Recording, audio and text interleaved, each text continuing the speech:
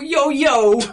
And welcome to episode 57 of the Crate and Crowbar PC Gaming Podcast, being recorded on the 26th of August. I'm Marsh Davis, and I'm joined tonight by Tom Senior. Hello. And not by Chris Thurston. Hello. Not by Tom Francis. Hello. And not by Graham Smith. Hello. Who are all variously either on holiday, so now is a good time to burgle their hounds, or in another room in this house thinking very hard about the Luftwaffe. Which one? Send in your answers next week. Yes, take your bets. So it's just us two this evening. It is, unless you want to do falsetto voices to represent I did. for the entire podcast. I momentarily flirted with the idea of creating sock puppets for each of them, but then I realised I'm an adult man. That's never stopped you before. No, it hasn't. What's happened in the news this week? Has anything not been just fucking terrible? No, nothing has not been fucking terrible. Just wall-to-wall horror. Wall-to-wall shite. So, let's not talk about the news. Let's not talk about the news. Let's talk about video games, which is still alright. What have you been playing? Well, I've been playing Bioshock Infinite DLC. How interesting. Well, it is interesting. Sort of. I played part 1 before, but it was so long ago I just replayed it again. Part 2's not out recently, is it? That was out a while ago, right? No, okay. We're really on the cutting edge here on the Crate and Crowbar. Talking about this year-old slice of DLC for a game that has long gone out of conversation. But it is very good, actually. The second part in particular. Really? Okay. It is excellent, yeah. The second part, I'd rather talk about the second part because the plot, what happens in the second part, it just completely invalidates all of your actions in the first part.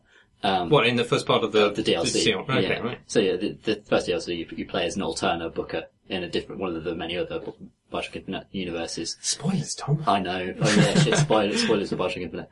One of the Infinite Bookers, making infinite mistakes. And then, the second one just picks up and goes off on a completely different tangent. He plays Elizabeth in the second one.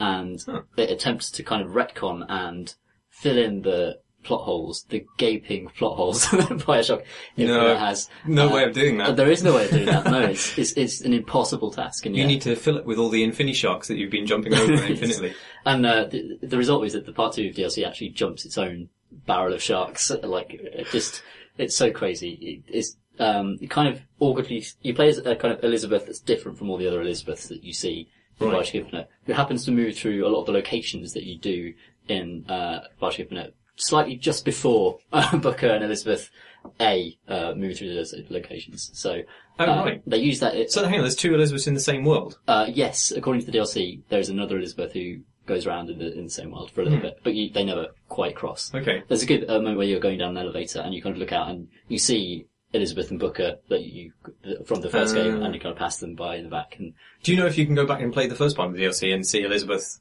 from the alternative position? No, I don't think. No, I think you're okay. So in part 2 of the DLC, this is just a testament to how fucked up Bioshock Infinite's narrative is, really. But you can see Booker and Elizabeth from the original game going about their business about 2/3 of the way through. It's the bit where Daisy Fitzroy threatens to kill the child. Oh yeah.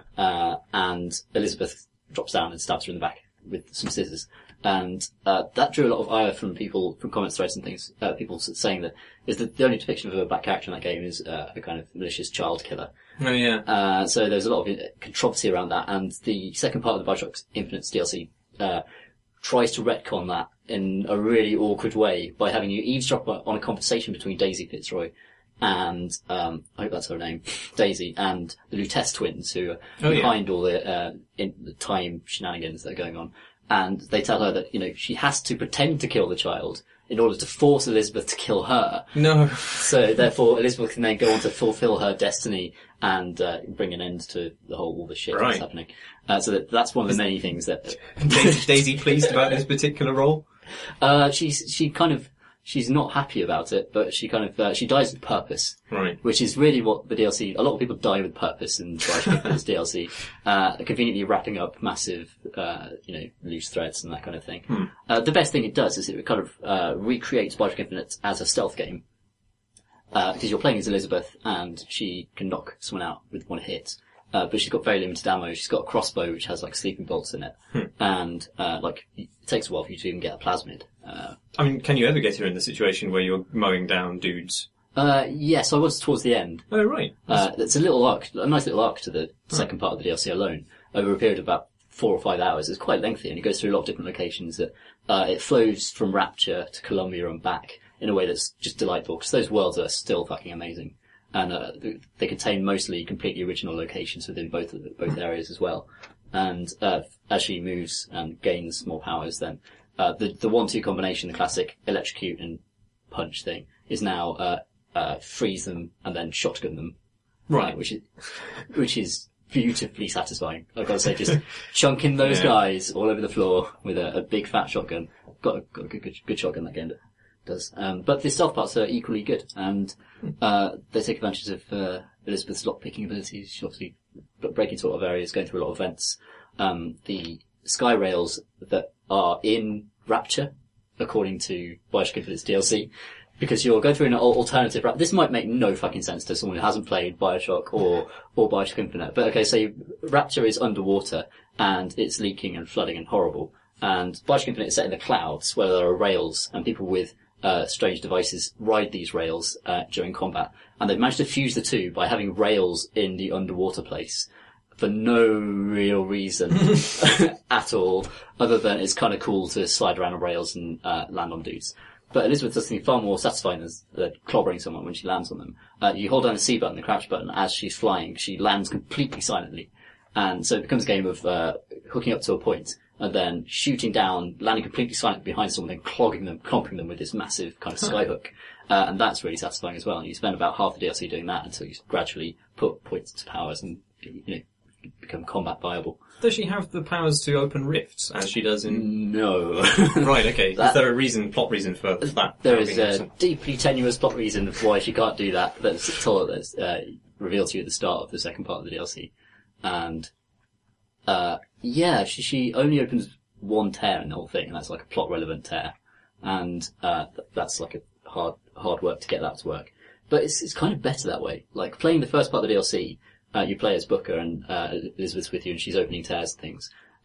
It kind of highlights how annoying just the effects around that are, where it's amazing how intrusive the tear effects are in combat. The massive sound, like a huge white flash, flashes across the screen and points to a thing that then flickers. And it completely stands out from the rest of the environment. When you're kind of panning between them. That's right, yeah. And you're often just looking around and shooting things and trying to use your abilities. And these things just go vom, vom, vom out at you, just completely ruining your ability to really pass the environment quickly.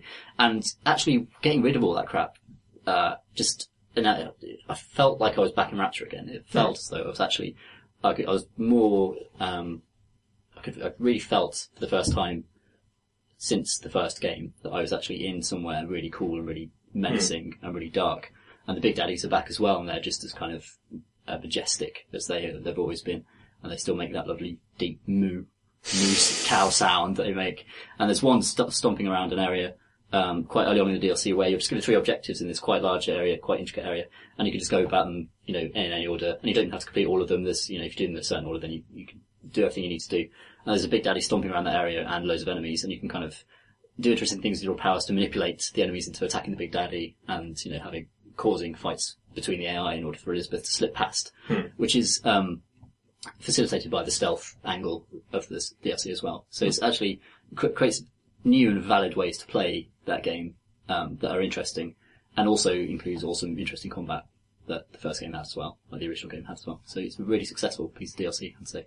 Is that kind of like pre-scripted, where you kite some enemies to fight each other and then it opens up a stealth route? Or is it just dynamically that you're drawing them away from an area where you want to stealth through? It's dynamic, so you've got noisemaker arrows. Because that's a lot more impressive if it is. Yeah, it's still a kind of small sandbox, but considering the game isn't geared for that at all, the way it works better than you'd think. So there's noisemaker arrows you can slot to your crossbow and shoot, and then it obviously generates a massive kind of screaming alarm sound, and everyone will be pulled across towards that. And, of course you've got a possession ability that turns one against all the others, so it's quite an interesting, idea in clumping them up and then possessing the most powerful one and watching him just mow them all down because they're just there right next to him. Right. So the guy with the minigun, you just possess him and he just does all the work for you. And then once he's done, he resumes his route, and then you stealth, descend from your Batman-like kind of corner and behind him and clob him. And it's great. It's really good fun.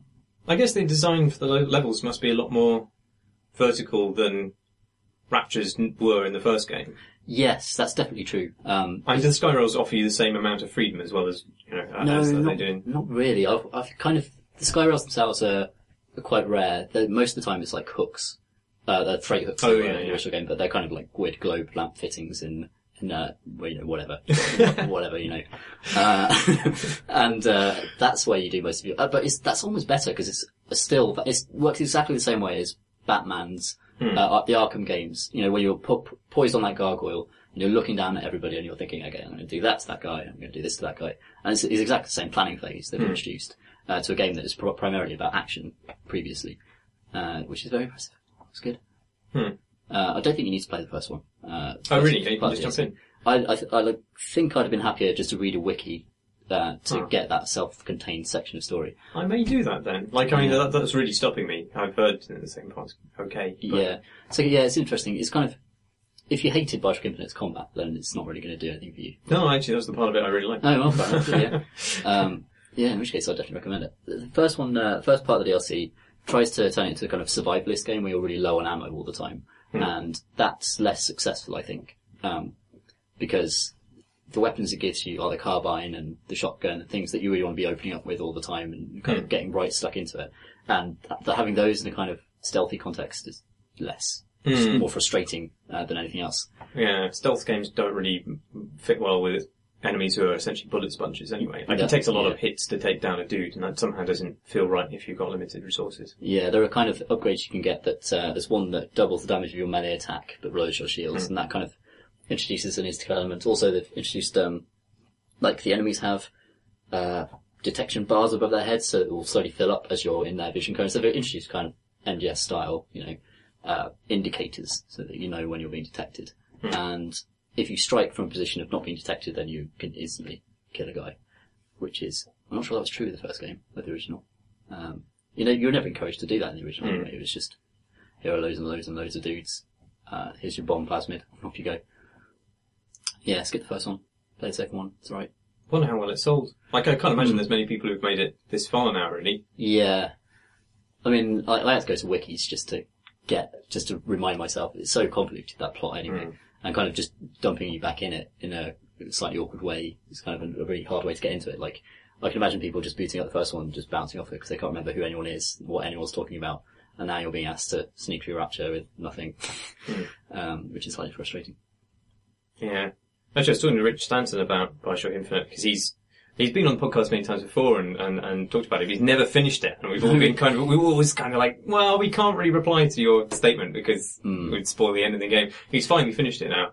But it's quite interesting. He had his take. He quite liked the ending of it because, obviously the kind of, hamminess of the plot aside, he was kind of appraising it from like a meta level where he was looking at it as Levine's kind of discussion on the idea of choice in games per se. I suppose it is. It does, does reply to the criticisms about choice, I suppose. But it's ultimately there is no choice. I think that's what he's saying, isn't it? I suppose. But. Yeah, I think so. But he also made the same comment in Bioshock 1, right? I mean, yeah, but I don't know whether there was so much about choice as about. It was about the absence of choice, right? Whereas I suppose he's talking about the illusory nature of choice in the second game rather than the idea of just being trammeled on a first-person shooter. Yeah.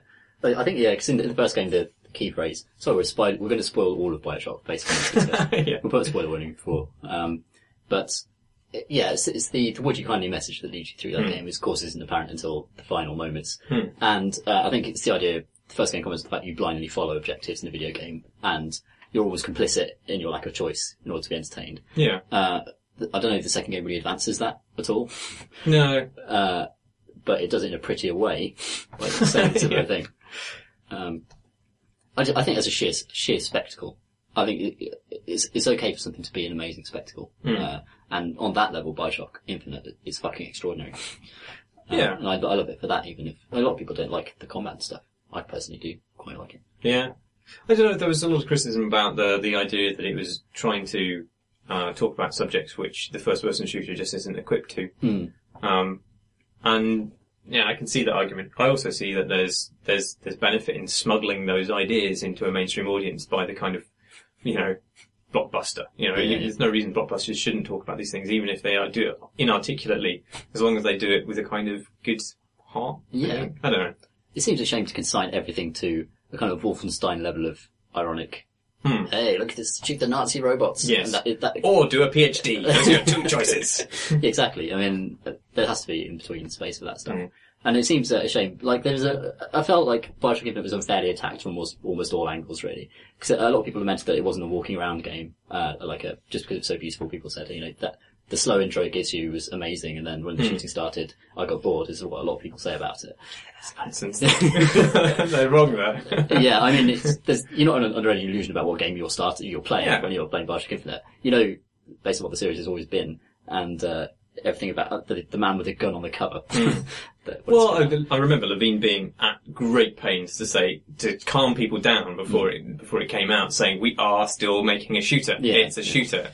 Not quite just kind of saying this is going to be stupid. Okay, brace yourselves for that. This is not like a thesis. It's a romp. It's not with some ideas behind it. Yeah, it's not dumber than kind of a lot of Joss Whedon's stuff. I don't mean that as a knock against Joss Whedon. I think he's taking kind of lowbrow entertainments like, schlocky vampire horror fiction and then smashing kind of fairly high concept ideas into that. And, I think it's trying to do the same sort of thing. Yeah, I'd praise it for that. I think it's a good thing.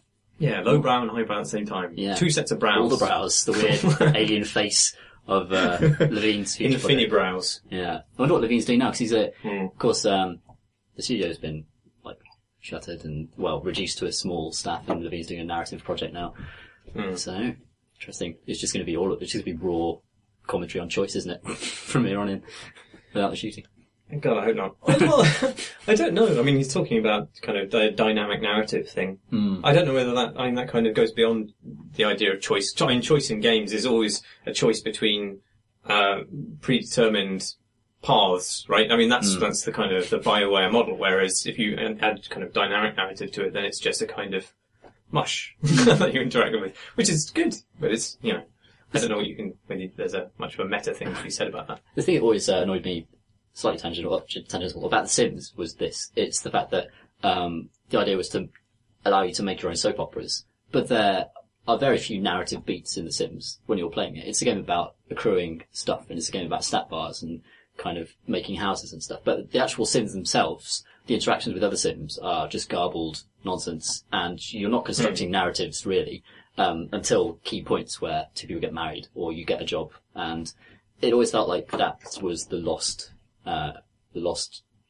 gem, the lost kind of idea of The Sims that never came about. And yeah, RPGs do that as well by never, games are really bad at mechanically giving you story beats through mechanics. Very good at letting you beat a system and play a system, but I don't know, it's one of the frustrations.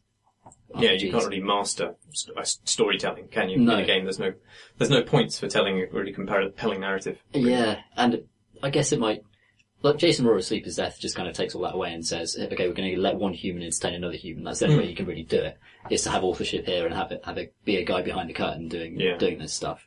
And I kind of think there must surely be a way to create an interactive system where a game can generate narrative for you almost infinitely. I mean, can it be so hard to reduce soap opera's main plot lines down to a formula, I wonder? One of the interchangeable formulas that can kind of wrap around each other. Well, there have been experiments in this. I mean, that's actually where Levine's project is well timed, because the fruition of these projects they've been gestating in universities for a while, and now they're kind of slowly being adopted by mainstream. So there's a Storybricks we've talked about on the podcast before is one of the tools, which I think Levine referenced in one of his GDC talks as well, about the kinds of things he was trying to achieve. And it's exactly that kind of thing. Storybricks, the name says it all, doesn't it? Yeah. It's about compartmentalizing elements of story. But there's I can't remember the name of it now. I want to say Corellon, but that's actually a god from Dungeons and Dragons. Corellian? That's a race. Is it? Star Trek, maybe? It'll be in the show notes. But anyway, there's a game made by Emily Short, I think. I might have got that name wrong as well. Forget all the names. Yeah. Basically, all the proper nouns, we'll work that out in the show notes. But it's a Jane Austen simulator, basically, and but it reads, I mean, it's not presented in a kind of 3D way or even a pictographic way. It generates text and then gives you opportunities to influence the direction of the storyline, and then it generates further text. And it's not done in a prescriptive way. It is done dynamically, and it produces stories which are, convincing Jane Austen-esque narratives, kind of comedies of manners and things like that, where, people, you anger the person driving the carriage, and he stops and gets off and runs away, and then you're left with the carriage in the middle of nowhere, and the vicar's upset and stuff. But it's really good, and I saw it being demoed, and it hasn't ever been brought to market. And the two people working on it were then hired by Linden Labs. Oh right, Second Life. Yeah, so I don't know what they're going to do with it. Oh, wow. But I don't know if they're still working on it, because it's been very quiet for a long time. But that would be interesting to see what comes out of that, because it's a really powerful tool, obviously, in generating quite a limited genre of thing. Yeah. But at the same time, still super impressive in what they achieved. That's fantastic. That feels like the future of that idea to me. Making novelists irrelevant. No. Yeah. Oh, I'll tell you what. On that subject, I saw a very good video. I think it came out last week. Again, I can't remember the name of the guy who did it. Apparently he's a famous YouTuber. CCG Gray? CPG Gray? You're asking the wrong man. Something like that. Yeah. But this guy's apparently famous. Apologies to you, because he has like millions and millions of followers and stuff. Subscribers even.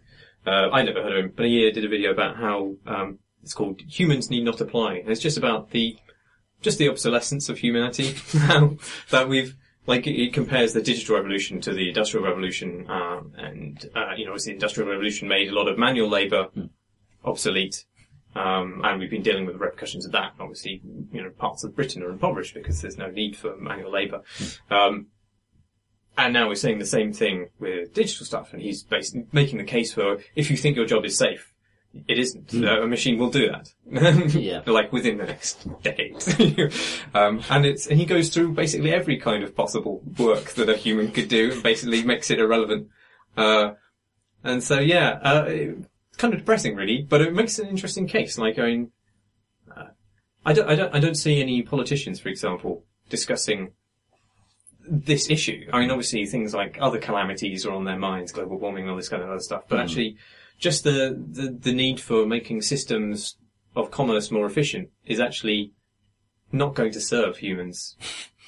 And the shelf life on that system is pretty low, because at some point we're just going to realize none of us have anything we can offer that's better than a machine, and then what we're going to do? It's going to be spinning our wheels. We'll invent new pursuits, like I wish I could remember the name. This is going to be a terrible podcast remembering names. Apologies, everyone. But I think it was a sociologist in the 30s who imagined the 2-day week, in which the average human would administer some system for 2 days a week, perhaps less. And then it would be completely socially acceptable for them to spend the rest of their time just creating and doing stuff. Yeah, I mean, although this guy makes the case that creative activities could also be taken over by robots fairly soon. Well, that's terrifying, obviously. But yeah, no, that's the kind of last fallback, isn't it, for humanity? But the problem is there's not necessarily any way of monetizing that. And if you don't have money, then you can't sustain your life. I mean, it's all very well saying, we'll work out some way in which humans can spend their time just, painting and walking through meadows and stuff. Not doing crime. Yeah, definitely not doing any crime or hedonism or any of that. No. But, who's going to pay you to do that? I don't know. Yeah, it's interesting, if depressing, that we are, in fact, soon to be invalidated. Yeah, sorry. By our technological overlords. I'll just endlessly read AI-generated Jane Austen novels in a giant hammock, being fed Kentucky Fried Chicken and by drugs. A machine. Lots of drugs, constant drugs. Not a bad way to die, really, I guess. I'd take that. Marsh, what have you been playing? I've been playing quite a few games, actually. It's good, because there's only two of us. Yeah. I don't know what to talk about first. Shall I talk about Fez first? Let's talk about Fez. Yeah. Love Fez. I played it on 360 when it came out, and I was inspired to go back for it for no obvious reason this last week. You could say. And actually, although I did like it when it came out, I was slightly cooler on it than the general reception, because I remember I got a lot of 10s from people and, got perfect scores. And obviously there was an internet backlash as well, people saying it was overrated. But When it came out, I think what I wanted from it was not necessarily what it delivered, and it's not its fault that it doesn't do that. It's just trying to achieve a different thing. But what I wanted from it was I saw it's a platformer game where you play a cute pixel dude and you kind of jump around these levels, but you can also spin the levels into different compass points on like on a 3D spindle. That's really badly explained. It's a 2D level, but then you can press the kind of bumpers to spin it, and then it becomes, it's a 3D level really, but then when it's reorientated in a different compass point, different blocks line up, and it becomes a 2D level again, but a different kind of, from a different angle. Yeah, differently organised. And so you can play with perspective and things like that. So blocks that were actually far apart in one perspective become closer together, and then you can walk across them seamlessly. But I was thinking, when I saw that, I was just like, oh yeah, that looks like a really kind of rich conceit from which you can wring a whole bunch of ideas. In the same way that Braid took the idea of time manipulation, and then it was relentlessly squeezing that and twisting that single idea and getting different puzzles out of it, essentially different kind of mechanics. And Fez doesn't really do that at all. Like, it does that spinny-roundy thing, and yeah, sure, occasionally blocks line up, and then you can walk across them, but you couldn't do that if it was in a different perspective. But that's it. That's as far as that mechanic goes. And I remember being kind of like, What it does instead is that it displaces all of its puzzles to almost meta stuff. So there's lots of cryptography. You just go through a level, and there's some text on an obelisk, for example, and then you find somewhere else some ways of, like a coder to the alphabet, that's being used there. And then you can work out that that's actually like a code that you can input in the game, rotating a level left and right after a certain number of times in order to gain a secret, secret door opens up or something like that.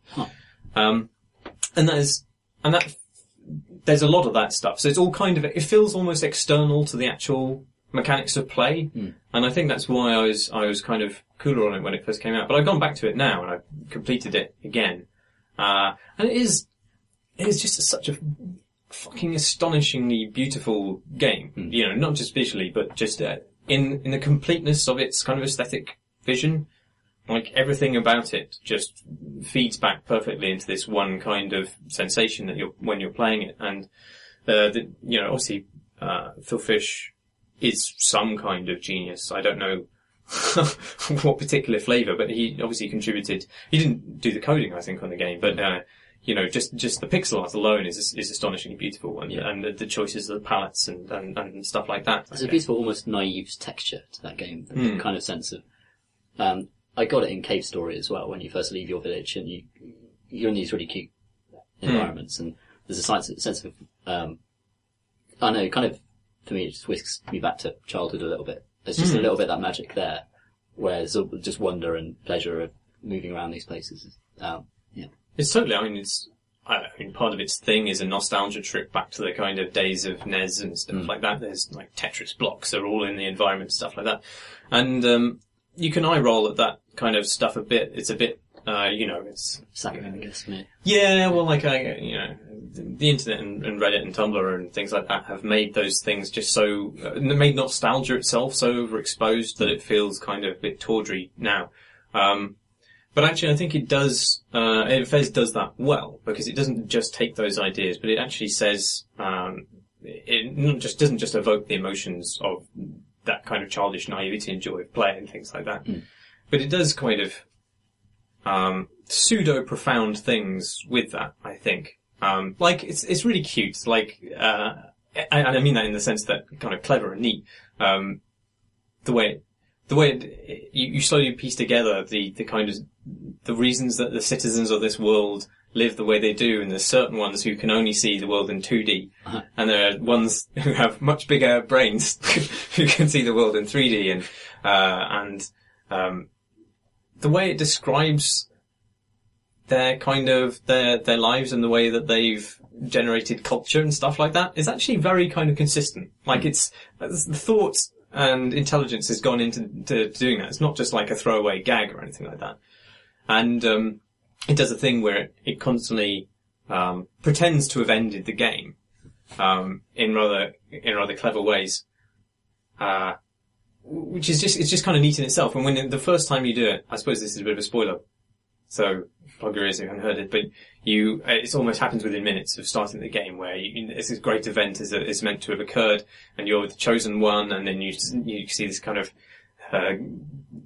otherworldly hypercube starts spinning, and unfortunately you're just not bright enough because you have a small brain and you can only see the world in 2D, and whatever kind of ritual is meant to have been performed just doesn't work on you because your generation has become so debased in some way. It doesn't work, and the game seems to crash. Like it would shut me up the first time I played it, because the screen kind of just and breaks into all these kind of glitchy graphics, and then it boots up, and it gives you a very kind of convincing looking DOS screen. I was just shitting myself when I first saw it.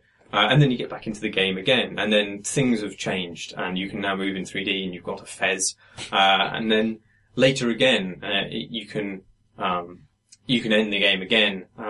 It's more subtle this time, and I didn't realise that actually you can carry on playing after that point the first time I played it, and you get a kind of New Game Plus thing, it's called in the menu, but it's actually just a continuation of the game, and you can begin to finish it.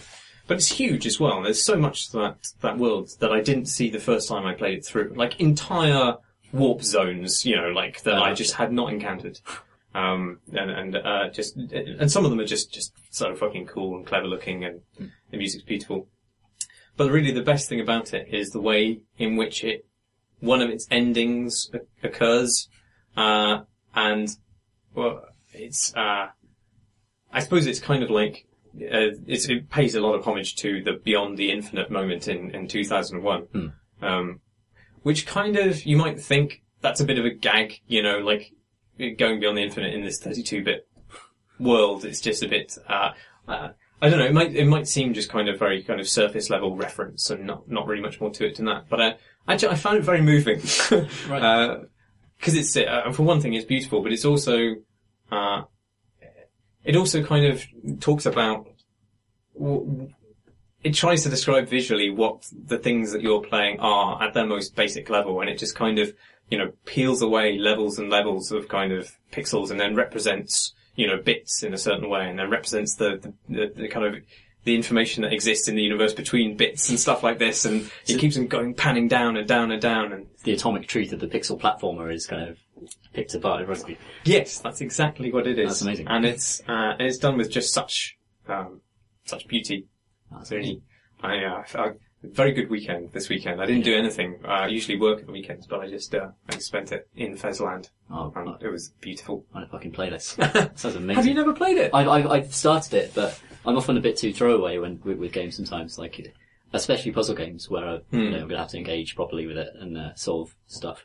And as you say with Fez, you kind of need a notebook at the same time to be. Yeah. I have it. Marsh here. Picking up his lots of glyphs. Wow, fantastic! It's printed out like a glyph chart.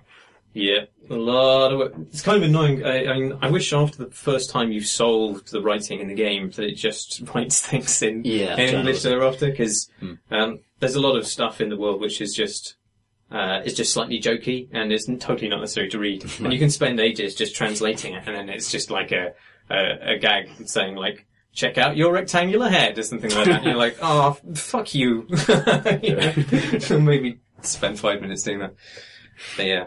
No, it's good. It's very overwhelming at the start because there's a lot of options open to you from the beginning, and it's the world is structured in such a way that it's very difficult for you to keep it all in your brain. But it's definitely worth persisting with because there's just such a variety of stuff that you encounter, and all of it is gorgeous to look at and to be in. Yeah, worth it. Amazing. Wow. I've just remembered actually. I've beaten Dark Souls 2's first DLC. Oh yeah? I did. I beat it. It's not easy. No. I've heard it's very, very good though. It is extremely good actually. I was really impressed because it kind of showed a lot of the level design that I felt was kind of lacking from the main game of Dark Souls 2. I wish Rich Stanton was here because he'd have deep thoughts about how it differs. And maybe we'll play through Dark Souls 2 and talk about how precisely the second one doesn't quite live up to the first one's narrative depth and design. But it doesn't look great. It's a series of very grey textured environments with no real narrative. There's no real narrative momentum to the thing at all. It's just, you're told to go and find the crown of the sunken king, and there's a dragon down there, and you're going through these catacombs. But there is a kind of fascinating, design at work where Dark Souls is all about throwing yourself at the same problem over and over and over again, and getting into fights and dying, going back to the bonfire, and then charging back through until, by trial and error, you make it through the environment, to the next bonfire. In the DLC, there's a huge kind of element of making shortcuts for yourself by reaching a certain location and flicking some switches, and then that rearranges the level in a way whereby if you start again at the bonfire, you can just circumvent that bit that you did and have just aced a few times and go on to the next bit. And even though it's extremely difficult, that little crutch really feels earned as well.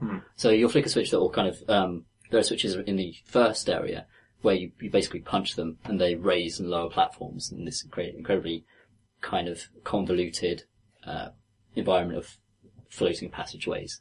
And it also contains, like, you can activate an elevator that will, much like Dark Souls 1, suddenly jet you way back to an area that you've been to quite a long time ago. So there's kind of, it reintroduces the verticality and kind of spiraling nature of Dark Souls 1's environments in a crude way, but one that's extremely satisfying to uncover gradually. And it'll do things like you move through an environment and there'll be ghostly spirits there of these huge warriors, and they're extremely difficult to defeat. Your weapon just passes through them doing very little damage, and they're essentially kind of mini-bosses. But then you find their armour, and it's kind of, there's a kind of incandescent smoke around it, and you smash it, and they become embodied then, the next time you go through that area. So they're actually wearing their armour, and they could be hurt as a normal corporeal creature could be hurt. So there's that element again of, like, you go through the next environment and you're thinking, these incredibly difficult enemies all around you, and you're thinking, where's their armour? I need to just kind of get past them and find their armour. You're kind of braving environments that you wouldn't normally brave because you're kind of rushing and trying to find stuff. And there's a magnificent moment where you just find a hall full of fucking armour. And there are a dozen of these fucking horrible things all around the place, and you just find the place where they live, basically. And you just go around and just smash each piece of suit of armour one by one and say, next time I see you guys, you're all fucked. Because they're really easy to beat. Like, they're deliberately really easy to beat once they use exactly the same attack patterns, but because you can then backstab them, when they're corporeal, you can just take them out really easily, and there's a tremendous catharsis to that simple mechanic. And then it drops that, like, halfway through the DLC, and suddenly you're in a different bit, full of all these kind of horrible gaseous mushroom creatures that rot your armour. And there are these, it's kind of gross and disgusting and drags you deeper into the sunken kingdom and, eventually to the dragon's lair. I don't really want to spoil what happens, but it's just, there's a joy to beating Dark Souls challenges, and, the DLC completely understands what that is, like how to give that to you at, like, regular intervals of, like, a couple of hours of play, and then you get that moment where you smash all the armour and you feel amazing, and then you get the moment where you brave the next challenge, and it's fucking horrendous, it almost seems insurmountable, and then, you know, a few hours later you just gradually master it and go deeper and deeper into the thing, and it's tremendous. I really enjoyed it. How can you, how does it activate within the campaign of Dark Souls 2? Does it not, or is it? It drops an item into your inventory with a very obscure description. Right. Which you then have to decipher, and it opens up a hole somewhere in the universe that you've already explored. So you can access it at any time? No, you have to get past a certain point, in the Black Gulch. There's a boss down there. But what I mean, I suppose what I'm getting at is, will I need to restart Dark Souls 2 in order to access it? No. Do you have a save? Yeah. Oh, in that case, have you beaten it? No. Yeah, if you're past a certain point, you can access it. Oh, okay. Essentially. Right. And that point isn't too far in. It's probably about halfway, I think. Right. I don't know. I can't remember where I am now. In fact, this is actually the location you can reach it, because you can do a lot of things out of order in Dark Souls 2 anyway. And this is a location that you can reach after about a third of the way into the game, I think. And go down to the Black Gulch and kill Ron. Yeah, I haven't been to the Black Gulch yet. Actually, Okay. that was one of the things I left over. In fact, that's probably the next thing I have to do, since I think I've exhausted my options in the other areas. Yeah, you have to go down there to get a guy, yeah.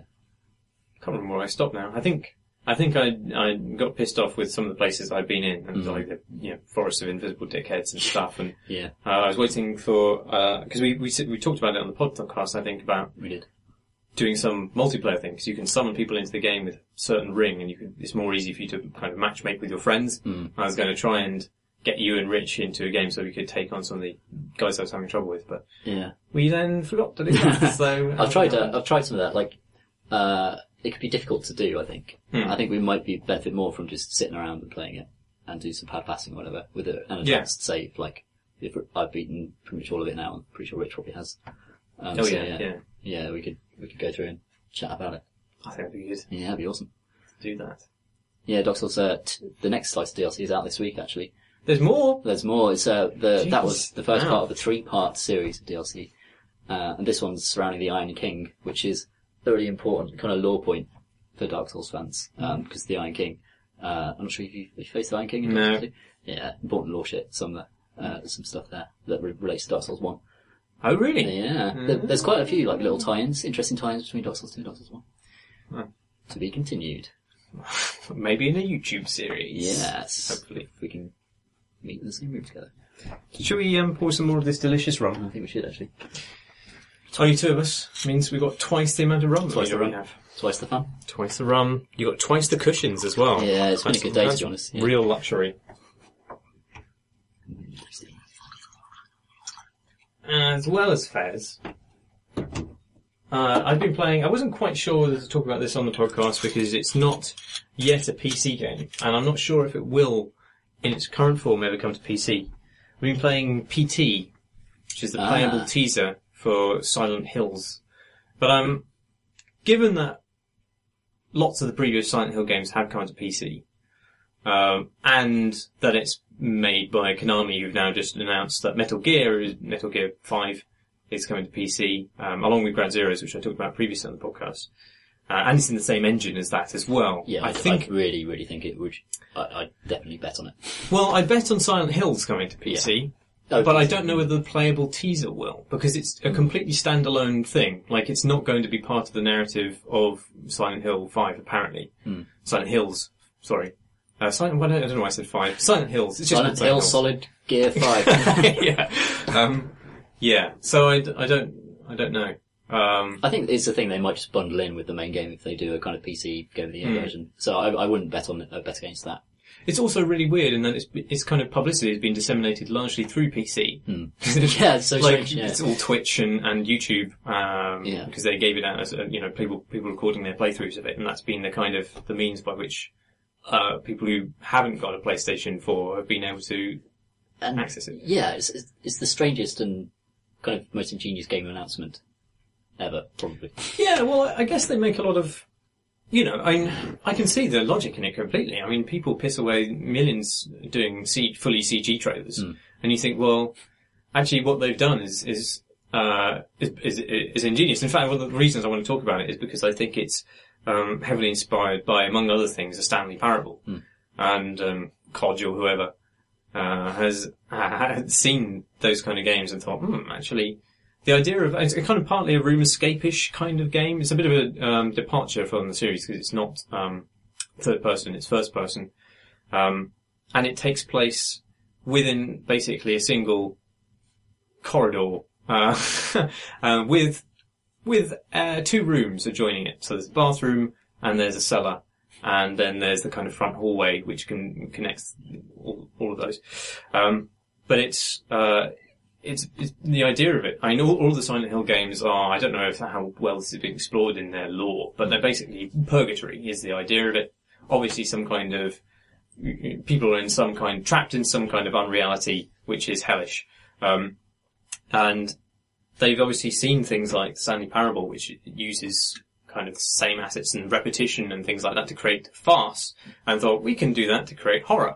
And, so they've got this kind of recursive loop where you go in one door, walk through this corridor, have a certain experience, perhaps trigger certain events, and then walk out another door, and you come back in the first door that you walk through, creating a kind of maddening loop. And the way that things change during that, I think I'm happy to spoil that much. I won't spoil exactly what happens or the events within it.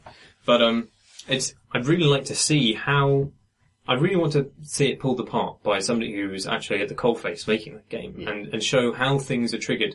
Because although they can control a lot because it's a very small space And that's one of the reasons I was going to say that it's such an ingenious way. Instead of spending money on a massive CG trailer, you have, like, just the assets for this room, and then you use it over and over again in a number of different ways, changing the kind of meaning that you experience in that environment. And that's quite an economic way of doing it.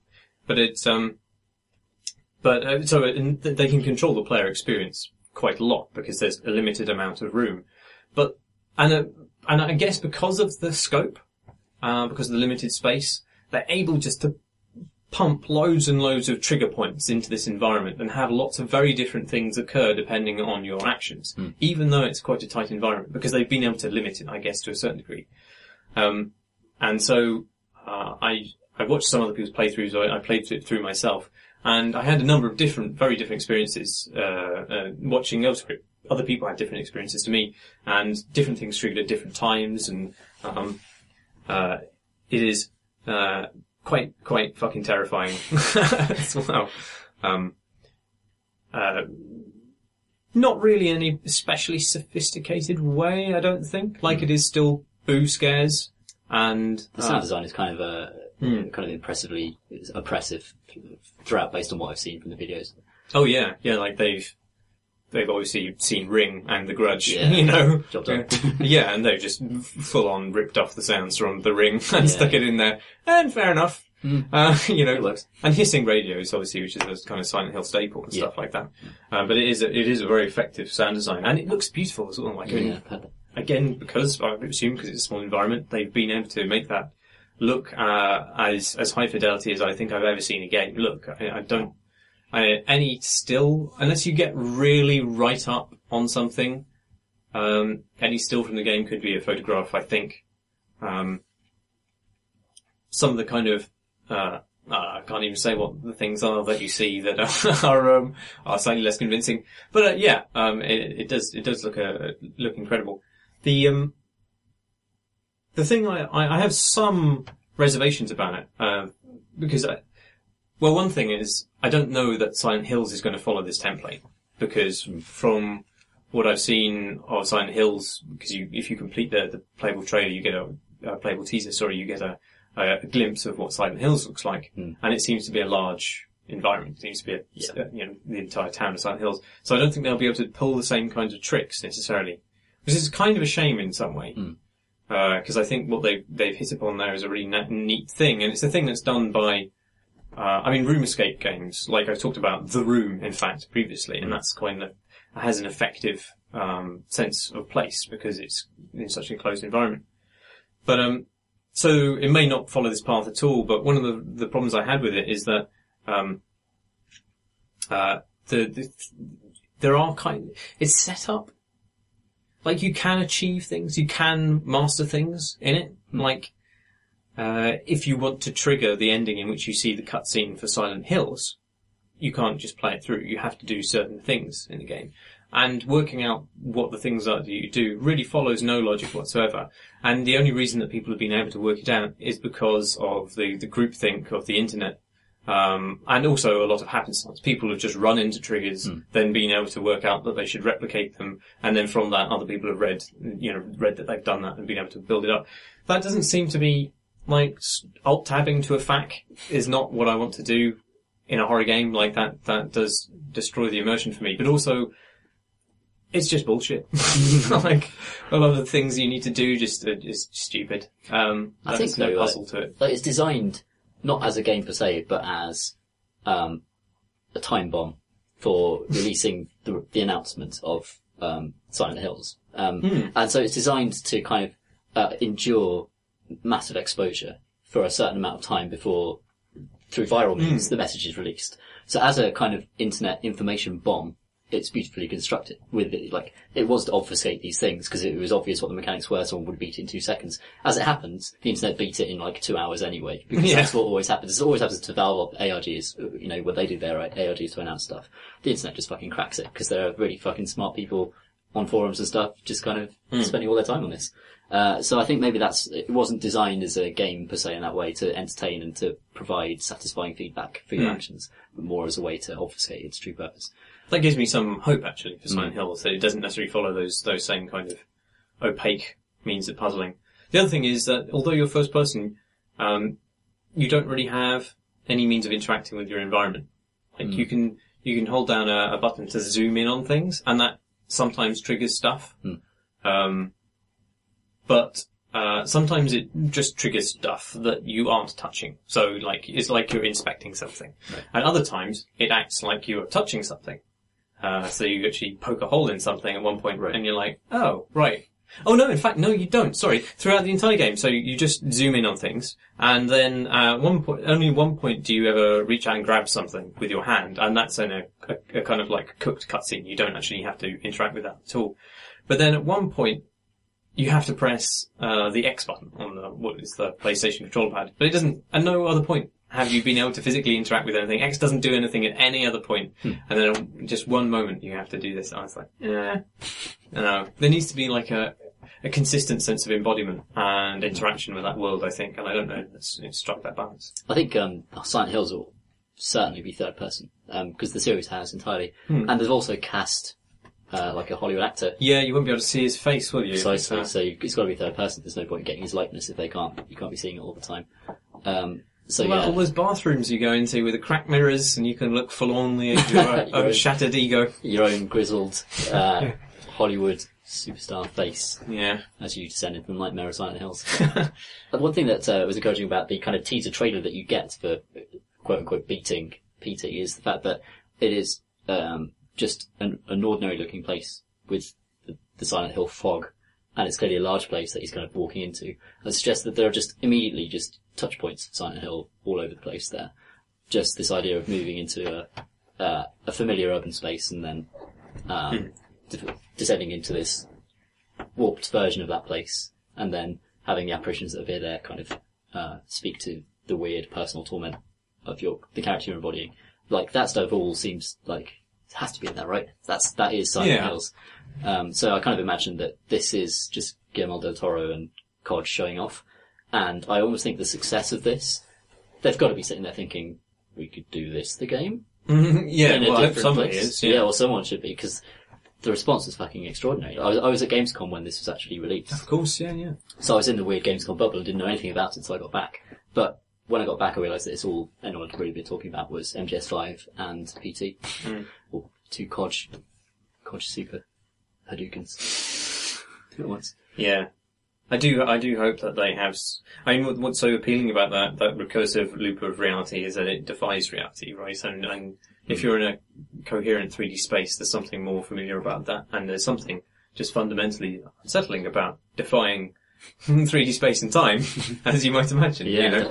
And that can be used to effect. I'd like to see more of that kind of stuff in games because they're capable of it, and nobody really ever does it.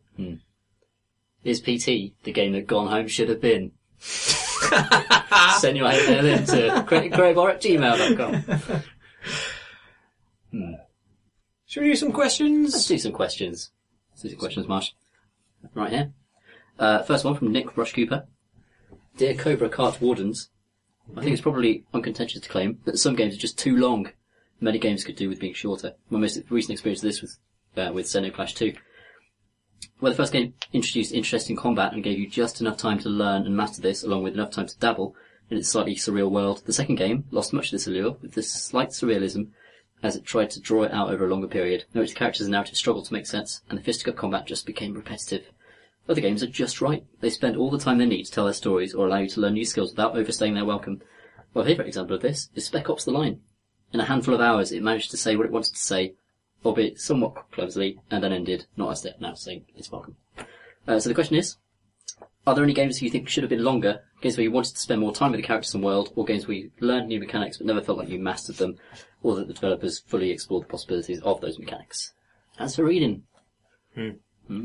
Well, I know Tom got a lot of complaints about gunpoint's length, but yeah. That's not for us to say, however. I remember he got sad about the when it seemed introduced tagging, and a lot of people tagged it with short, which I personally thought was actually a good thing. Yeah, I know. Which is it was the perfect size. It was the perfect size. You could consume it, and you wouldn't. I think if you stretched out those mechanics, I think the thing is, he's not got Steam Workshop support, right? Yeah. That's extended the life of that game, presumably. But I mean, you wouldn't want to. I don't know. I think once you've mastered a certain kind of number of mechanics, you don't really want to just repeat them forever. Are you sure? or for even 10 to 12 hours. Like, I mean, Yeah, that's true. once you've mastered them, fine, that's it, done, bang, done, fine, put it away. Just move on. Yeah. I was drawn back into the Arkham games, Arkham City in particular. Yeah. And one of the kind of standout things about that game's combat system, it's not the best combat system ever created, like some people claim, but there's enough kind of nuance to it to sustain arena combat modes beyond, the main game story ending. So I've gone back into that, and I've beaten all the main story and all that stuff, and just played combat maps. And now it's just kind of my go-to thing. Really? Where I spend just 10 minutes playing combat maps, and there's like Batman and Robin and Nightwing to master.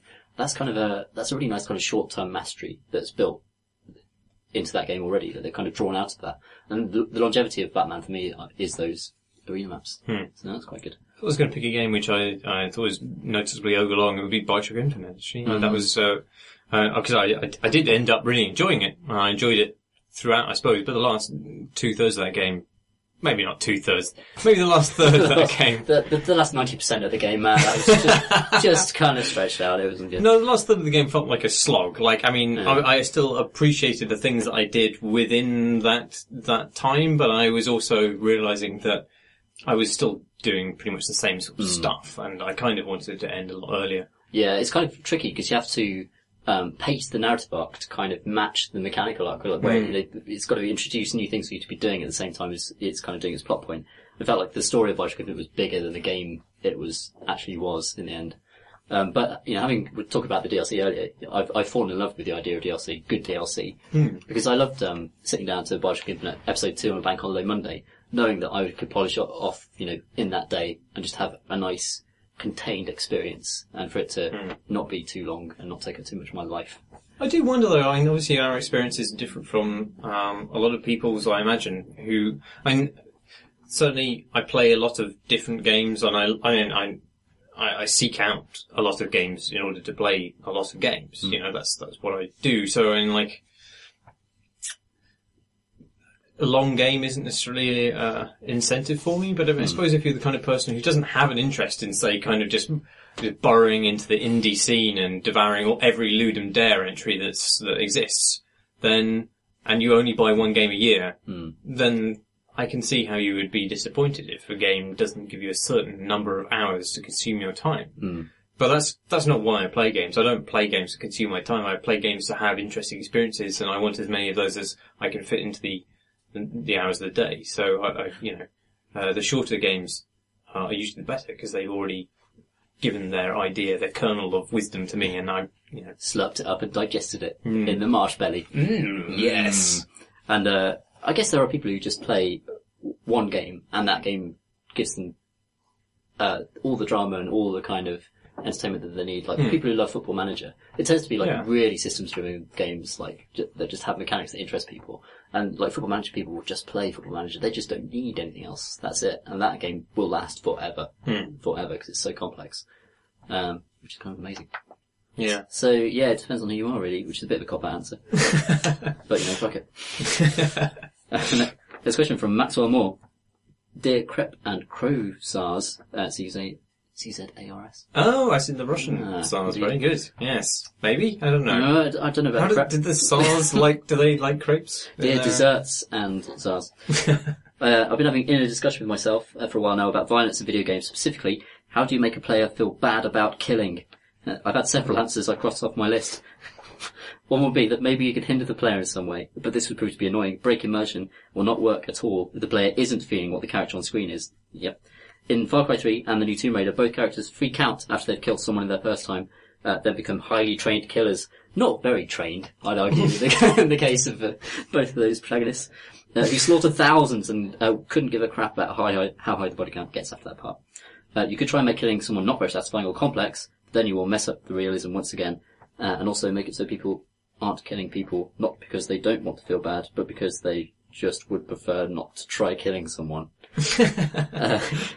Answers like these would circle through my head again and again, and I've yet to find an answer. So I beseech thee, being veterans, not only of the gaming press, but game developers as well. Can you tell me, how can you make the player feel bad about killing? Thanks for the fantastic show, Maxwell. It's tough, isn't it? No, it's quite hard.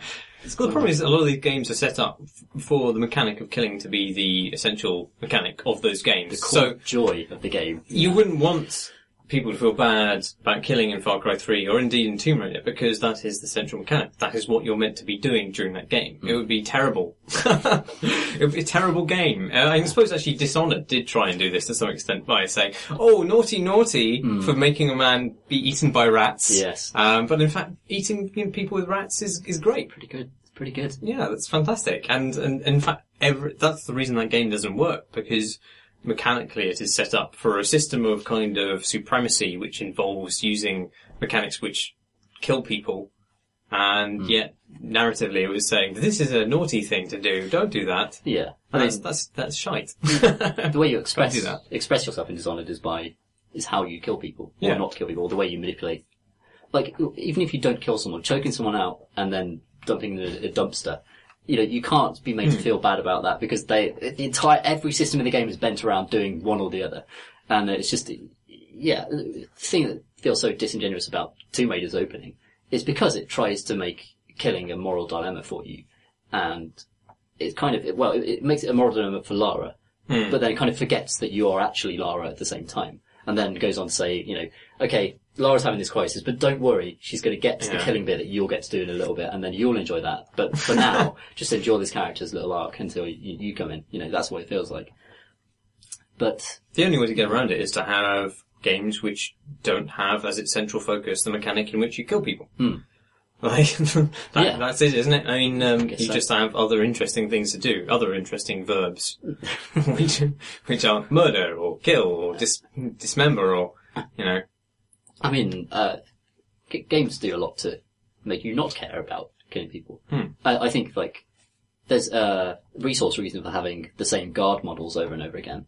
But I think there's also a kind of emotional reason in that if you're it's just this archetype of guard, right? And there are perhaps 3 variations on it that have mechanical benefits. So this guy's got a bit more armor, that guy's not wearing a helmet, so I can headshot him. But ultimately, they're just the guard archetype in this game, which you're going to all of them wear balaclavas. Don't want to see their faces. Yeah, and the dehumanization of those NPCs is must be intentional on some level on the part of the developers. I don't know how. It's a very thorny moral issue, obviously. But I on one side, I do see this questioner's point that actually, incentivizing death of people in games is probably putting out some kind of negative worldview to people. But on the other hand, actually combat itself and just simply the point and click interface of shooting are very entertaining systems to play with, and having that kind of adversarial role where you're trying to get in a position where you can click on somebody and they can't click on you is actually really interesting. And I don't know how you can you can replace that system with some other kind of metaphor for that interaction. What if you're not strangling a dude, but tickling a bear? And exactly, you've got to tickle the bear. That just feels lame. Like, all the games where you substitute guns with paintball guns and stuff like that, fine, but also, what we're really saying here is, what is this genuinely a metaphor for is obvious at every stage, and there's something kind of lame about pussyfooting around that. At the same time, I do agree that it is thoroughly problematic. I think the win-lose state in killing someone or not being killed is just so apparent that the shorthand is so powerful that it's actually just a really effective. That's why it's so effective. I've killed this guy before he could kill me is instantly understandable as a situation. Well, chess is a war game, right? And that's as abstracted as you can get from the aspect of killing, and yet at the same time it does involve the idea of death for kings and queens and minions. Yeah. Poor pawns. Yeah. What's the first to go? Yeah, actually I was going to say about just generating empathy for characters is also extremely difficult. Just generally. Like, if you wanted someone to feel bad about a character, even like television and film struggles with this idea enormously, because you're sat in front of a character who is not a human in front of you that you're going to interact with. That is obviously just a facade of some kind, and being asked to care about that character requires a huge amount of investment on the part of the person watching, and it takes hours in films to convince someone to be interested enough in someone's death that it affects them. Yeah. The idea that video games could do that for just NPCs generally is kind of it's almost an impossible task. Yeah, at least the people that you're killing. I mean, that happens with people in your party, which is why the death of party members in RPGs is significant. But very hard for you to kill somebody in a game and for that to feel meaningful. Like, unless they have already been on your side and you've had some insight into who they are and what they stand for. Yeah. We're all psychopathic murderers, basically. Sorry. Ed.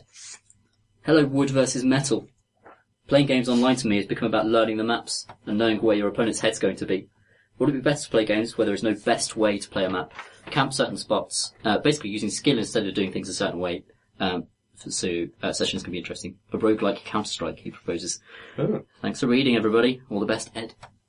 What do you think about roguelike Counter-Strike? By which I mean, I think he means randomly generated maps every time, the way that roguelikes do. That'd be interesting. I'm not sure it'd be quite for Counter-Strike, because that is a game which has kind of reduced itself to a single pitch. Like, I think we talked about this on the podcast before, where Counter-Strike is a game with a single map, basically, which is Dust 2 now. And, that's why people play it. That's the appeal of that game, is that those, I don't know that you could have, it would be as, appealing or as eloquently balanced a game if you had randomised maps. But I don't think that's a bad thing. There must be a game that does that, surely, like a multiplayer competitive shooter which has randomised maps. I honestly can't think of one. Apart from a couple, like Ace of Spades is a kind of...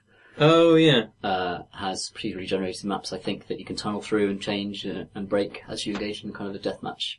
Yeah. But it wasn't very good. No, but was it not very good because of that, or was it not I very think good? it's just the shooting mechanics and stuff. Yeah. It really bad. But, yeah, I kind of think that, stable maps introduces the idea that you can master it. There has to be the illusion that you can master a thing in order to put enough hours into it, in order to, you're going to want to get good at a thing. And if there are too many moving variables, then that sense just disappears. If this map can change and that corner that you really know how to handle vanishes and it's just replaced with a kind of, element of chance, then, the idea of playing that game competitively is probably going to lose its luster, really. Imagine, it would just become too crazy, wouldn't it? There's no way of ensuring that. Well, unless you have each side of the map be symmetrical, even though it's randomly generated. I don't know that you can make it fair in any way, really. No. But the challenge of generating those maps would be enormous. Yeah, I guess it's just because there is a lot that can happen in a multiplayer map. And having randomly generated maps just strains at the ability for players to have an enjoyable game within that environment. You can create problems which just are irreconcilable, I guess. I think it's probably impossible to randomly generate that. Like, the amount of design that's gone into Dust and Dust 2 is just extraordinary. The tweaks and the endless looking at how players use that map in order to balance it. And kind of randomly generating that thing would just be beyond current systems, probably. I imagine. Onto the cosmic turtle. Press E to question, he says. Honestly, I tried hard for a pun. Don't worry about it. It's cool. That was better. That was better. Yeah, cosmic turtle, that was awesome. Press E to question. I was playing Far Cry 3 the other day, and I suddenly realised that the game soundtrack had changed when I started the mission. Gone was the usual orchestral score, and in was Skrillex and co, urging me to burn them as I mercilessly torched pirates and their crops. Initially I thought this was terrible, but it got me thinking about why games so rarely use licensed music when films do it all the time. GTA and Guitar Hero being notable exceptions. The fact that it stood out so starkly was probably not just because it was such poor taste in every sense of the phrase, but also because I knew the song. It also reminded me that I often used to play games with the sound off and my own music over the top, and that I forged very strong specific memories of games alongside the music. The M&M show is Max Payne through and through for me. So my questions are, do you think that games may be enhanced by the inclusion of existing music a la Tarantino films, rather than much of the usual bland oral wallpaper that so many games have? And two, which songs or artists do you associate with which games? Yeah, good question. Very good question. There's there are some kind of mechanical reasons why games don't include music by kind of, which has been pre-written. That's nonsense. It's all been pre-written. Sorry, what do I mean? Like like There's a set canned length music, to it, right? Yeah. Yeah. So I mean, you want music to reflect what you're doing in the game, and if a track has a certain running length and it has a certain kind of emotional arc to it, then that's not necessarily going to give you that. You need game music, which is bespoke for that game, which describes the kinds of things, or is just bland enough, in fact, that it can mix to a different track, which then describes your current thing if you change your actions. So that's one reason why it's difficult to kind of just stick like music into a game from a soundtrack. I think when it's done successfully is very notable. Obviously, he mentions GTA there, but I think Red Dead Redemption, which isn't ever going to be a PC game, much to my chagrin, has one of the most notable moments of non-diegetic music, which is when you end up in Mexico and then suddenly, from nowhere really, because prior to that, the soundtrack has been this really sparse score, which is not meant to be any kind of. There are no kind of like singular songs within it. There's but no like, theme to it, really, is there? It's not the Red Dead theme. No, it's like little kind of floating motes of music from the music from westerns, like Morricone westerns, where and you can kind of like capture a tiny little bit of a refrain just floating through this kind of empty landscape, and that's beautiful. And then suddenly, for the one moment when you get to Mexico and you ride in there, it starts playing this singular piece of music, which is Jose Gonzalez, actually, I think. Is it really? I actually don't remember who it is, but it's a beautiful thing. But even that can go wrong. Like, I know somebody who just accidentally rode his horse off a cliff during that sequence. Peaceful moment. Yeah, and then suddenly he was somewhere else, and then he was trying to have dialogue, and there was this kind of music playing. He was like, I don't know what's going on. This isn't very good. Surprisingly tricky business. It's brilliantly done in Saints Row 4, which uses a lot of good musical cues. Kanye West plays as you're diving out of a plane to crash a penthouse apartment party, and that moment is fucking amazing. The bass line comes in, and it's a big song, and you know it really well. It does. I think Saints Row actually does a very clever job of finding tracks which it's able to loop in unobtrusive places. I don't think it's that Saints Row. I think it's the Saints Row before, which has holding out for a hero during a particular level.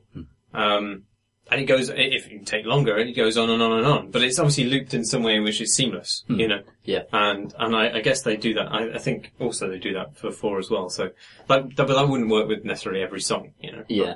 And it's kind of it's really funny as well. Like the way that Saints Row does it, it feels badass, but it's also like, kind of mock gangster culture gone crazy because you're dressed as a fucking, purple pimp and diving into a pool on a penthouse. That works really well. It's kind of, I'm trying to think of actually examples of well-used licensed music in general. It is quite unusual. But some of the best adapted soundtracks, like Metal Gear Rising: Revengeance, has an amazing adapted soundtrack, which introduces more kind of thrash guitar, the more that you kind of combo on a thing. Really? So you could kind of parry and then go to slow motion mode where you endlessly slash armor off a thing, or slash a thing's tail off, into thousands of tiny little bits. And then, a guy will just be shredding. And then the more you do it, the guy just shreds more and more and more. And then you kind of dive back and land back on the ground. And then that's kind of, it goes back to the normal metal track. That's pretty fucking cool. That is pretty fucking cool. Yeah, it's badass. Have you ever superimposed, music not from a game on a game? Yes. Like classical music over Burnout Paradise. Oh yeah. Yeah. It's quite nice. Those kind of driving games, actually. Yeah, driving games. There's kind of, anything where there's a relaxing element of kind of travelling, just something really gentle, and then getting into a race and then crashing into something to, like, Bach or something. It's also a really nice moment, because there's a kind of clash there that's really, really nice. I listened to, playing Geometry Wars, I listened to a lot of James Lavell's mixtapes from, I guess he was in Barcelona, because one of them was called Barcelona. A lot of uncle music to that. That's great. That's awesome. That's how I spent my university. Playing Geometry Wars, doing naughty drugs, and this makes complete sense, Marsh. and listening to James Lavelle. That sounds good. Yeah, in fact, remember Xbox, playing the Xbox, and they totally facilitated this even in the Xbox 360.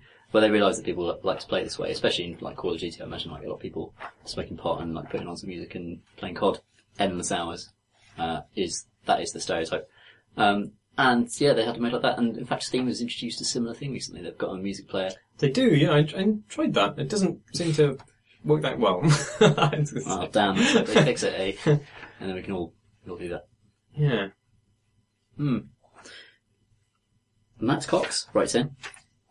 Dear Monty Kruber of Games Journos and Indie Devs, what's the longest you've ever agonised over a moral decision in a game? Cheeky bonus question. Do you reckon BioWare's approach to providing you with outright better moral conversation options if you fulfill certain requirements subtracts from otherwise interesting decisions? For example, in the Geth Quarian Final Showdown, spoilers, in Mass Effect 3, you can get an Everybody Lives button, which was nice, but did rob me of a good moral quandary. Hot jukes forever, Matt Cox. Yeah, I guess it does. I don't think I necessarily got that option. I can't remember now. But in fact, one of the moral decisions I was going to bring up is actually from Mass Effect 2. I don't remember which one. What decision? What's the name of the dude? He's got a long face. the dude in Mass Effect 2.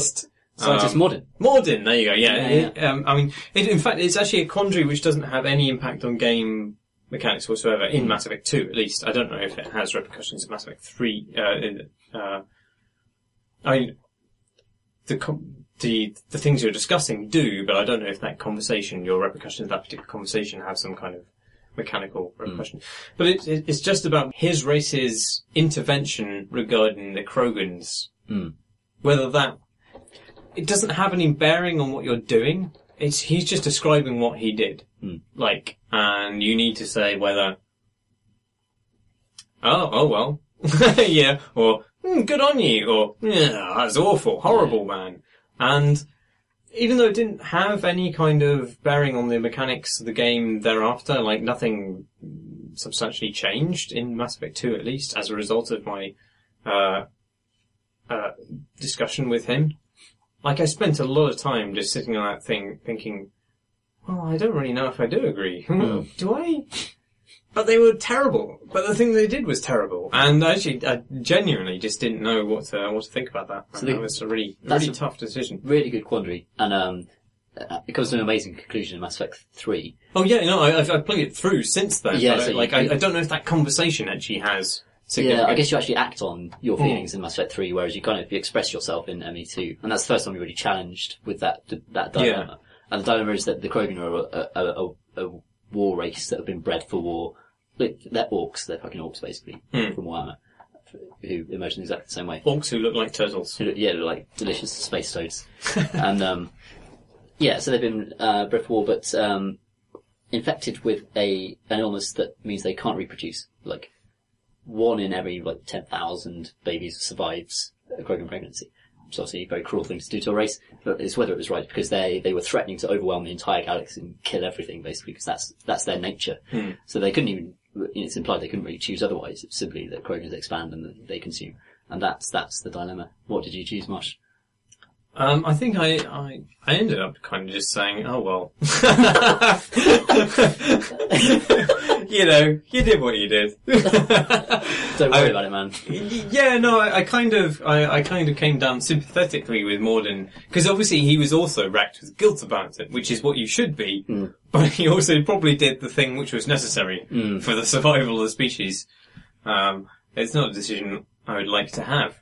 And I think that's what's good about games, is that they can present you with decisions that you wouldn't like to have and make you really think about the consequences of them. Even though, actually, the consequences weren't real to me as a player. You know, that was what was so powerful. In fact, I think it was better before I played Mass Effect 3, where there are repercussions to that decision. I think it was more powerful to me because it was something that the game made me think about and interrogate extensively without really any reason for me to do that mechanically. I think there's a huge power to a character coming out of the screen and challenging your ethics personally. Saying, do you agree with what I did? And demanding an answer. And that is just inherently meaningful to answer that question. You have to consult yourself at that point and think, well, what do I actually think about this? There's no point. I'm not going to you can't game that question. You're not going to get Paragon or Renegade points from that. It's just, you're being asked to express an aspect of your personality, and that's quite a powerful thing.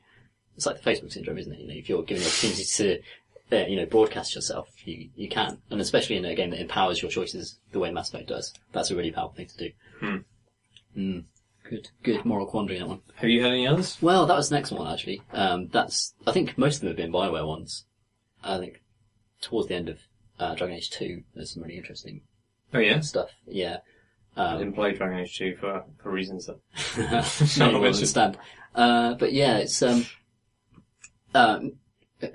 BioWare are really good at creating kind of social strife in their worlds, like in which they represent both sides of the conflict quite confidently. You know, you have a sense of both sides, and it's the Mage Templar thing in Dragon Age, which is the mages have this extraordinary power to blow people up with their minds.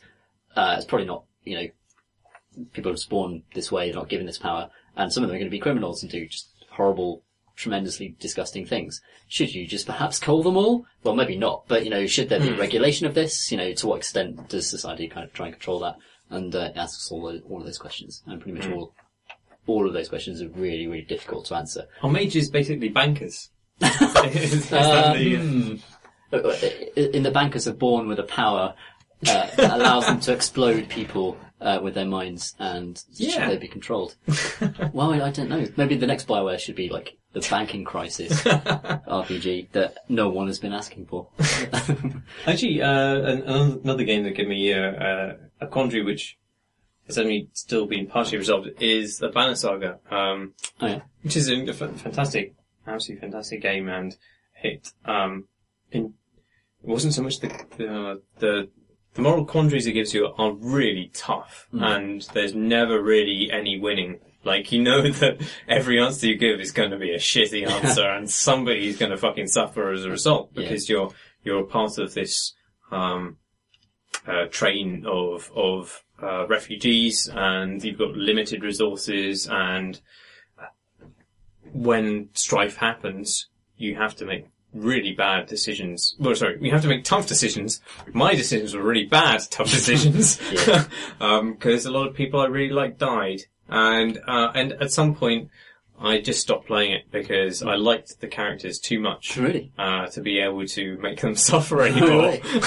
And I think that's the only game that has ever made me give up, because, I did go back to it after a while, but only because I'd forgotten the significance of the decisions I'd already made, and I was able to blunder forth. You euthanized like you just obliterated the question, like the consequences of your actions through time, and then came back to it, and exactly, yeah. I was just basically flipping a coin after that point. Oh, just well. Oh no. But it was horrific. The repercussions of that were terrible as well. But yeah, no, it's an absolutely fantastic game. I don't think I've played a game which has made me care as much, actually. Wow. Even though a lot of the things that you do just do feel futile, because there is obviously no winning, and to some extent. I do wish for a Game of Thrones game that was about that kind of decision making. I know Telltale are making a Game of Thrones thing, but I don't know. I think it's just the perfect format for. Jon Snow will remember that. Yeah, well, maybe not like that. Right. Mike K asks, Dear Craven Owlbear, why hasn't PC gaming died? Loaded question, I know, but I'm old enough to have seen several cycles of the death of PC / golden age of PC now. Consoles do in fact seem easier to develop for since they're known hardware spec. Are the console manufacturers' draconian publishing requirements preventing them from becoming the de facto platforms, or are PC hardware manufacturers keeping PC gaming alive by giving equipment and resources to developers to continue publishing on PC? Or is the answer far less sinister, far more mundane? Thanks for the excellent podcast, Mike. I don't think anybody's giving anybody resources. No. It's just easier to develop on PC, right? Yeah, it's easier to publish on PC, that's for sure. Like, the things that you build games on are always PCs. Yeah. So, obviously, having static spec to work for is important, but that's maybe not as important or balanced by the fact that you are developing on the same system that you're going to publish on. So there are reasons that the PC is innately attractive. When consoles were big, I mean, they rely on this they rely on the bluster of like a marketing cycle, right? In order to get an installed base, and that was important, but actually that was only important during a time in which people were unfamiliar with computing generally. Like if you think back to 1994 or like the heyday of the PS2 thereafter, that was a time when it wasn't necessarily a given that people would have a PC or a similar device in their home. Yeah. And since then it's kind of become a lot more widespread. Like the internet requires this, and there are not that many homes that only have other devices than a PC. Yeah. Right? Surely. I mean, you talk about install base. The PCs are just fucking everywhere. And like, most of them will run Minecraft, for example. But that's the thing, is that, having a stable spec is useful if you're developing a very high-powered application, like a modern Assassin's Creed game or something. But honestly, if you're just developing, you can make amazing games that don't need that spec, that almost every PC will have. And that is why many of the greatest kind of breakout hits of recent times have been kind of relatively lo-fi stuff like Minecraft. And oh my god, that's a lot of run. Sorry, yeah, I might have slipped. It's okay. I'm going to handle the situation the only way I can. With a slap. Yeah, so why hasn't the PC died? Because everyone has a PC now. And also coding tools are there's been an enormous spread of kind of educational material on the internet and stuff. If you want to learn how to code, like, you can go to Code Academy. That's one good free resource of millions of, just read up on it and start coding straight away. And just put out a Flash game, and put out a browser game, and it will cost you almost nothing. It will cost you your time. Yeah, that's why the most innovative stuff happens on PC. And that's why it's the most exciting place to play games, I think. Yeah. And that's why people, like, the amount of free stuff on PC you can play. That's another thing. Like, you just don't get that on consoles. So, anyone who owns a PC or owns kind of like a phone, a tablet or anything, any kind of low-powered device can play amazing games now. That wasn't the case 5-10 years ago. Yeah. That's changed. That's a big new thing. I think one of the things is that there's often doomsayers in the PC market who say high-end hardware is on the decline and there aren't as many desktop PCs being sold. But actually, that's because the definition of PC has broadened hugely to include things which are laptops and stuff like that, basically Windows machines. And obviously those things are capable of playing the same. In terms of a system which is capable of playing the same games as a PC, there are lots more of those now. And I don't see it as being under threat whatsoever. No. I guess there was this perception that PC gaming was dying because the PC had fallen out of favour with publishers. There weren't as many cross-platform titles. And in fact, in the previous generations, the exclusive dominated, right? That was the big marketing thing. And this is actually one of the things that's proved to be almost a futile stick now with which to hit customers. This idea that this thing will only ever appear on this, therefore you must buy this to experience Destiny or Bloodborne.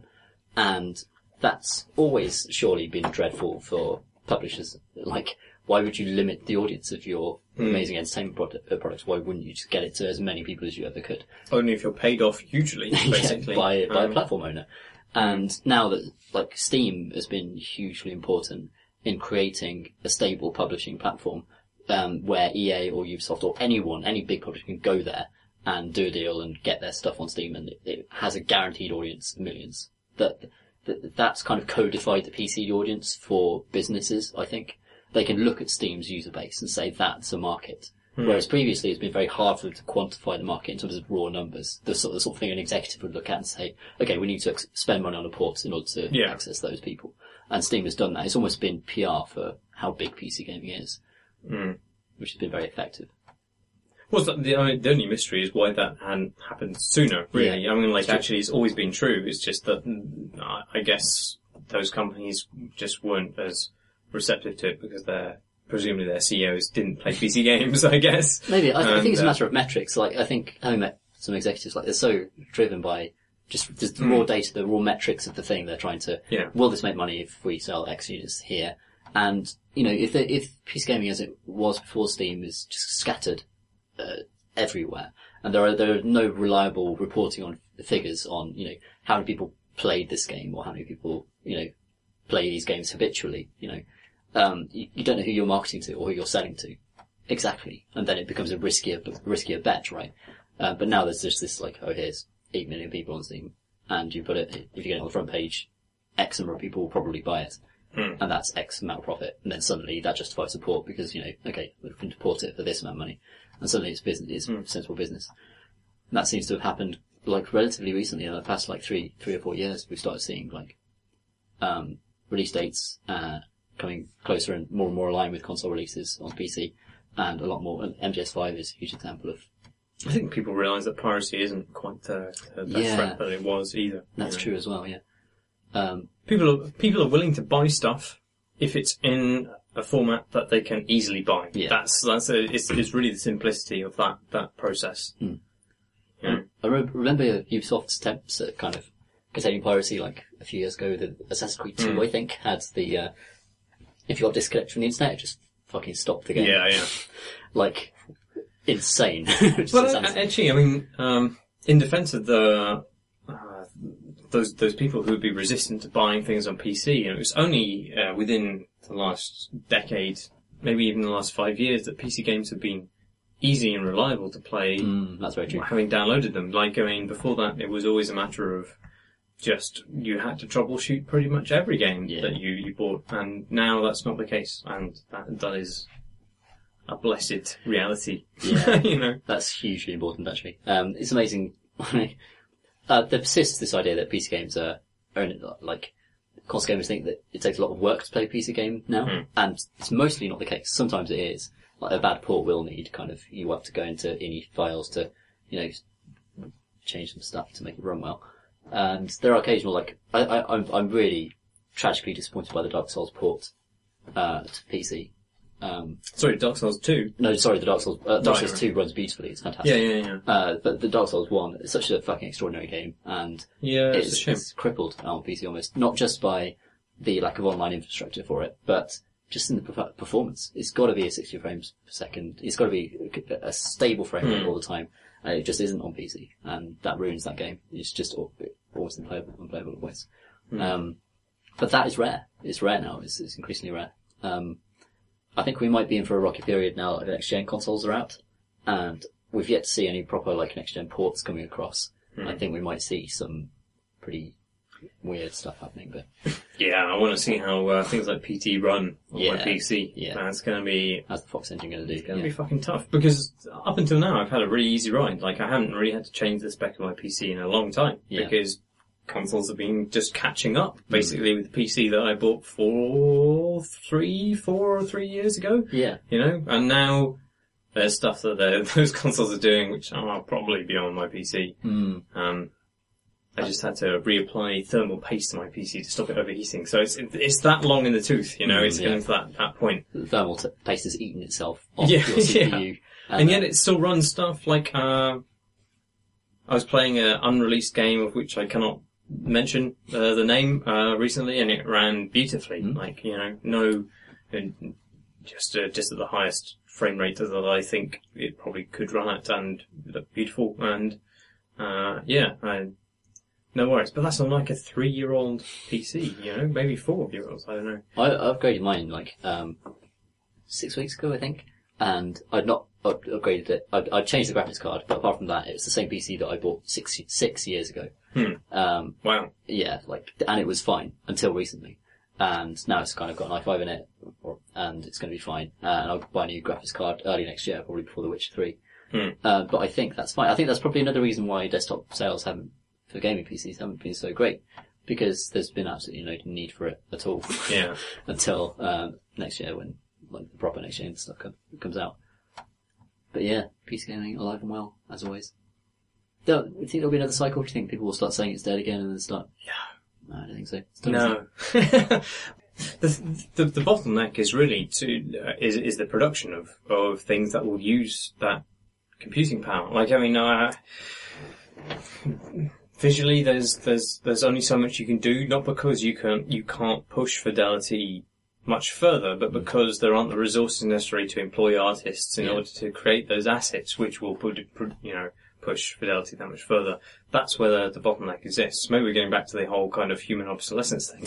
Maybe when computers themselves can produce assets, They could do amazing tree textures, then... which is not beyond the possibility, like procedural generations getting there, you know? Yeah.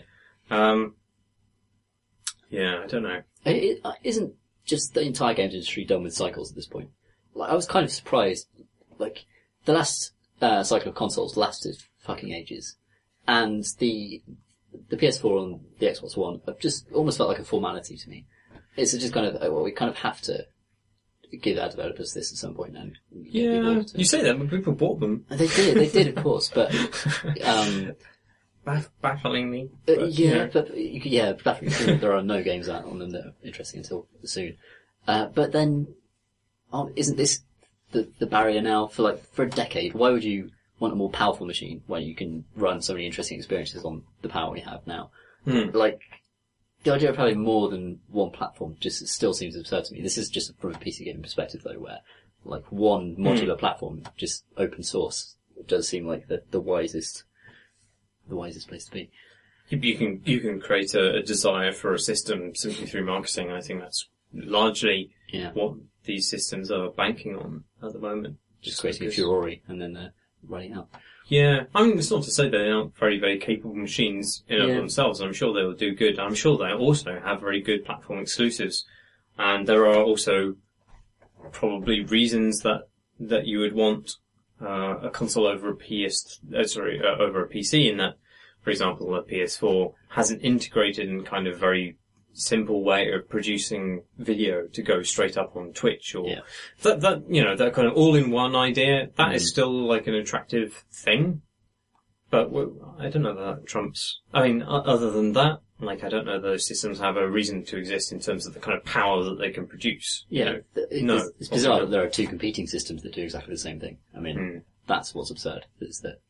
And that one of them does it so much worse than the other. It still thrives somehow. I mean, like, free market ethos says that thing should die and the other thing should just win. But no, apparently not. Marketing just trumps it. Anyway. Well, that's all the questions we have. Questions for, as Graham would have said.